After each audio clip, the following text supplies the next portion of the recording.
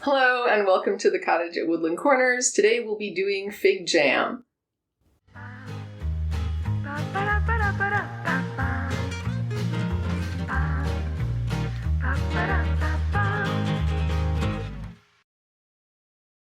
So I talk a lot about my fig trees and I love them.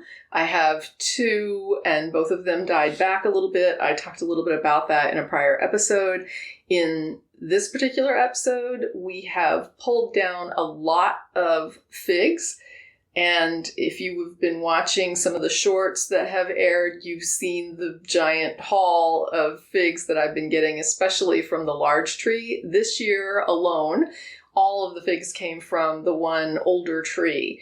The younger tree died back so hard over winter that I didn't think it was going to come back at all. I really thought I had lost it completely. And then when it rained a little bit and the spring started to come, I saw the fig leaves coming up and the small stems coming up. And now it has come back robustly. So the thing is as big as me now, easily, just from this one growing season. But figs don't produce on first year stems, so it didn't fruit at all. But I'm just happy that it's back, and I hope it survives long enough to get as big as the big one, which also had a dieback like that one year, but then managed to come back like gangbusters, and it is now really huge again. And I'm very excited about that. The stalks themselves, like the actual trunks themselves, are not nearly as big as they used to be.